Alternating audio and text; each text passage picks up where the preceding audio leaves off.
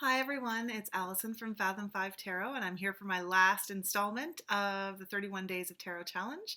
Was put forward by Ethany, and I'm a day late.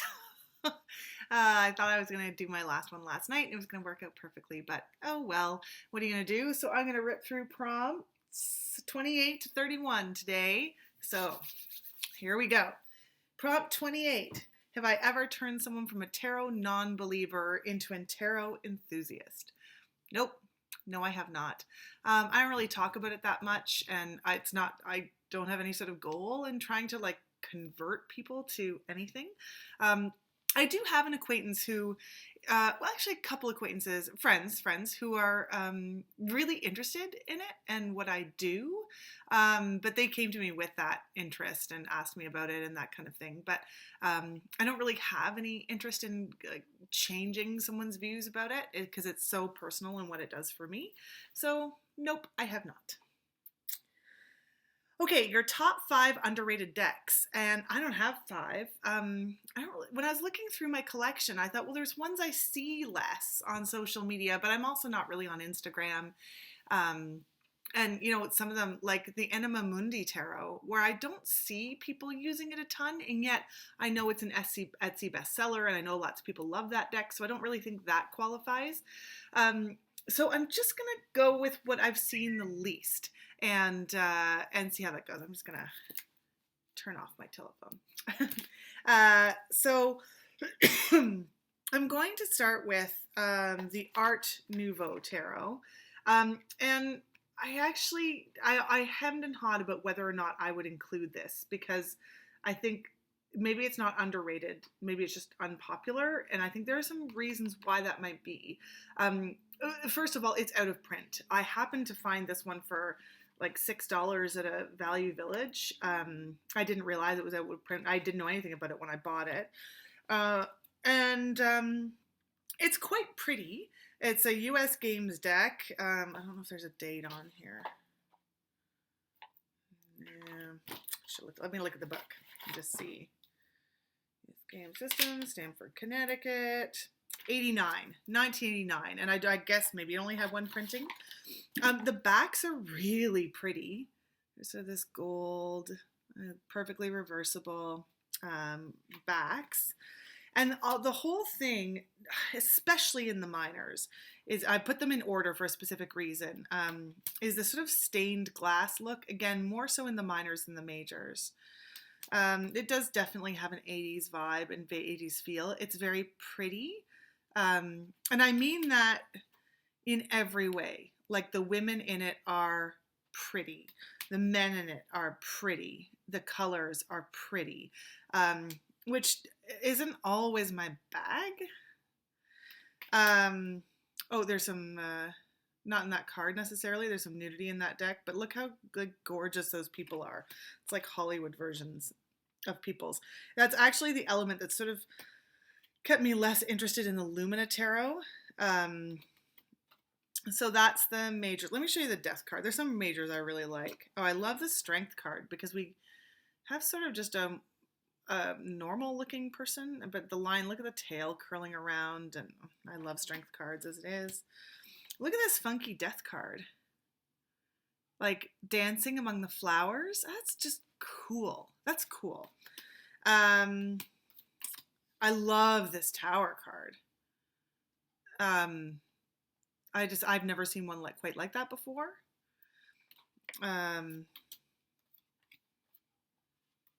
Yeah, there's a lot of pectoral muscles in this deck.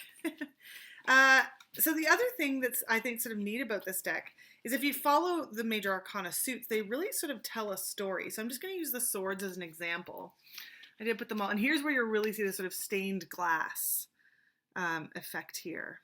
So the Ace of Swords, the Two of Swords, which is an interesting interpretation. And then we're going to follow either one or both of these characters throughout the suit. The Three of Swords, 4, 5, 6,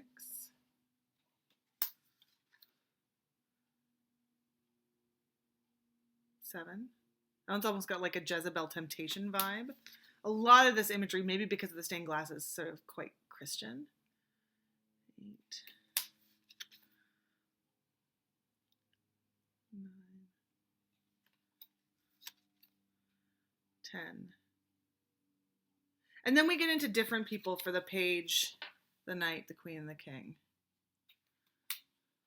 Look at that face. Ah!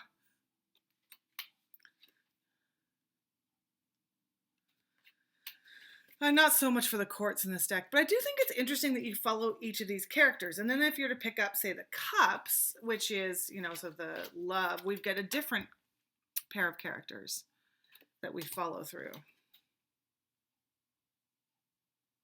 And they got a little baby. Facing away from each other. My cup is spilled. What should I do? Right, so you can just sort of see the Rider-Waite-Smith ideas in here.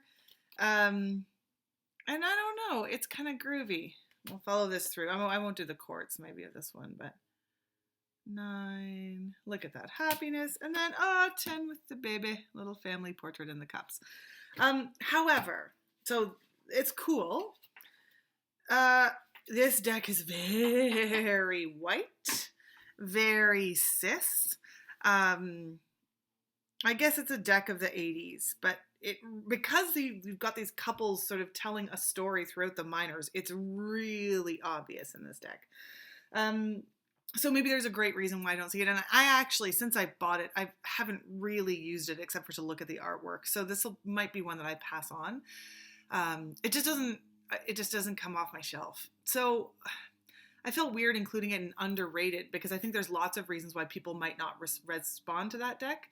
But I don't see anything about it. And I think there is some interesting thought to be given to some of the cards here. And some of the art is really pretty. Like, I really do like that. And if you follow the color scheme, like the Pentacles is quite autumnal, which I really like. I don't know. I like it. Maybe it's not underrated. I don't know. I just want to have something to say in this prompt. Okay. So that is the Art Nouveau Tarot. Okay, and then for underrated decks, again, it was really hard for me to do because I don't have a lot of underrated decks. But I do have a special appreciation for this one, and I don't think anybody else does. I never see anything about it. It's the Tarot of the Cat People. And it just, I don't know, I like it sort of around October. It's got these like funky, dunky backs. And it's wild. It comes with a guidebook that's like posits this science fiction universe sort of the tarot of the cat people and what their lives are. And I gave it a quick look, a cursory read, but I think it's because I do love cats, but I'm not generally speaking a fan of single animal decks, or one hasn't come up that really speaks to me. I know people love the Panda deck. I do have the Crow Tarot, but there are a pile of other animals in the Crow Tarot that the crows are interacting with. And I think that's what I like about this one. It's about human-cat interaction. Like the Hanged Man. Oops, sorry, he's upside down. Hang on. Oh, then my cards are a bit sticky together. The Hanged Man has the cat like just lounging in a place where no other animal would want to lounge. I think it really captures cats while being fun and funky with the system. I actually really like the Death card. Sort of this idea of going on, like I don't know, I think it's really cool. 5 of Pentacles. I think this creator, like, I love this hermit. Whoops. Jeez. What's the matter with me? With his cats around him. Because I have some feelings about the Hermit card, which I'm actually going to talk about in a minute. 8 of Cups, like that companionship. I don't know. I think it's just really fun, and I never see anybody talk about it. Every single card has a cat in it. Look at this, like, Chubba Wubba in the Ace of Pentacles. I love it. And let me just see if I can find some other examples of how they're. No, I'm not going to be able to now. But sometimes they're like companions. Sometimes they're just sort of like spiritually there in the cards. Sometimes, like, I love that. I love that it's such an enormous cat, but the face is so kitten-like. And it does look like this union and not an overpowering, like is looking up and checking on him. Here's a good one. Sort of like calling on that sort of energy. That's the sun card. Sorry, my finger's in the way. So I don't know. I think it's groovy and I like it. I don't pull it out very much, usually around October, but I like it and I embrace all of its kitschiness. I really like it.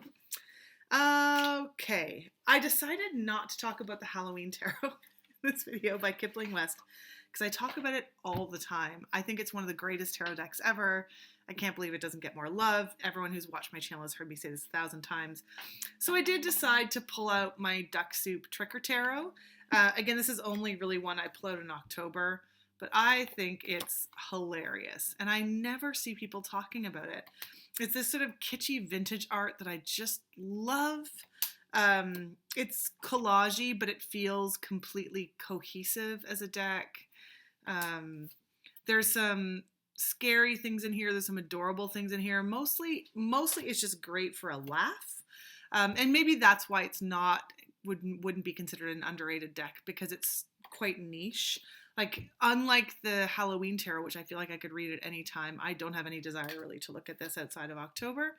But when people talk about October decks, I feel like they talk about this one less, and I don't really get it. I think it's great. There's a larger version. I got the regular size version because I liked the backs better. I think the backs are quite cute and remind me of cheesy Halloween decorations when I was a kid, which is why I chose this one. I'll probably edge this one because I feel like my chances of screwing it up are small because the fronts of the cards are quite dark, so I'll probably just edge it in black when I get around to it. But it's I just think it's really cute, and I don't understand why people don't talk about it more. And this deck, I actually don't use this one a ton either, but every time I look at it, I'm like, it's gorgeous. I think I use it less because it is so humongous. And it's the Langastil Tarot by Langastil Verlag. This is an independent deck that I think you get directly from the creator. I bought it secondhand. These are the backs. And you can see, like, I have big hands, and you can see how big these cards are. So maybe that's partly it.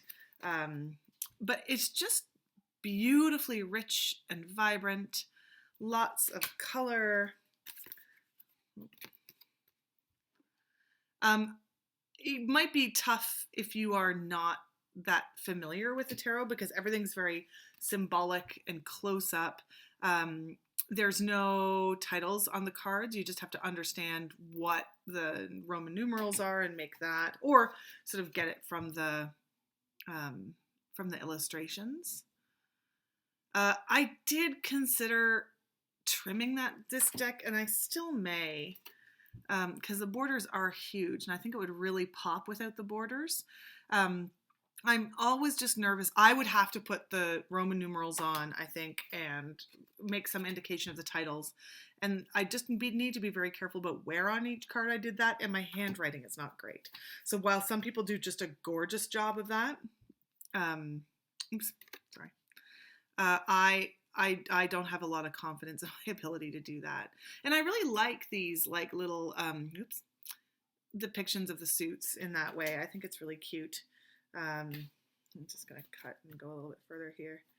I like the Four of Pentacles. I really like that one a lot.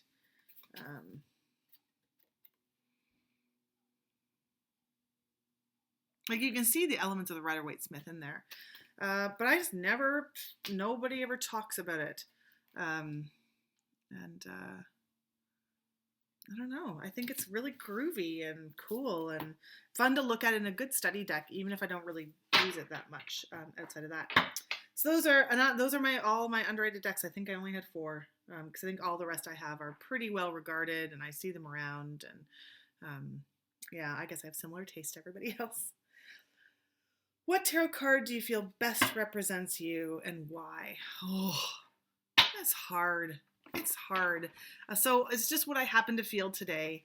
Um, but I really resonate with the Hermit card. I love that card. I know a lot of people do, but I think it's partly because I was a super, super outgoing little kid. Um, and then I went to school and got pretty bullied as a kid, and then elementary school, and was very sensitive. And I took way, like a lot of things I think would have rolled off kids' backs that didn't roll off of mine. And it took me a long time to get over that. So, like, I'm not, whatever. Those kids weren't like all bad kids or anything. I think I just didn't know how to deal with it. And then I went to high school and just like left all those people behind, and I made tons of friends. And then I was like super social, and it was really important to me to have tons of friends and a really full address book. And I just never wanted to be alone, I think because I'd had these sort of really quite lonely elementary school years. But now I feel like as an adult, I've really settled into my true self, which is that I am actually a little bit introverted. I think I'm pretty outgoing and friendly and a good conversationalist, but I really value time alone. And it's been really interesting to watch at different points in my life. I would have said, oh, I'm an introvert, extrovert. But now I feel like I've found that balance, and I know who I am. And it's one of the great joys of adulthood is to know who you are. So that's why the Hermit card in general really resonates with me. And I've chosen this one specifically because right now I am just obsessed with Carrie Mellon's Spacious Tarot. It's brand new to me and I just love it. But also I love the woods. I love being in the woods at nighttime. I got two dogs, so I never have any worries about being in the woods. And even then, like, nothing happens in the woods, you guys, as long as you know where you are. But there's just there's a darkness, but also a warmth to this card. The light and the darkness, and this just feels like a place I want to be, and just so comfortable, and oh, I love it. So you could ask me tomorrow and my answer would be totally different, but right now, that's my answer. And my tarot goals for 2020, just keep doing what I'm doing. And yeah, just keep trying to use them as tools for growth. Maybe be a bit more consistent. You know, it's the kind of thing where like I meditate and I really try to take time to write in my journal when I have the time, but when I don't have the time is when I actually need it the most. So I could really make huge improvements there in terms of really prioritizing it in my day and just taking that time to be thoughtful and reflect and to write. It just so easily gets pushed off for other things. So those would be my goals, but just to keep on keeping on and to keep on watching and learning from other people and enjoying this community. So that's it. 31 days, 2020, done and dusted. Thank you so much, Ethany, for putting the work into this that you do. And thank you to everyone who's made videos and to people who've watched and liked mine. I really appreciate it. I'm off to go and watch a few more videos now as this uploads to YouTube. Have a great day. Oh, I'm coming, maybe going to do even another one today or tomorrow about my new deck as we come towards the spring season. So look for that. Talk to you later.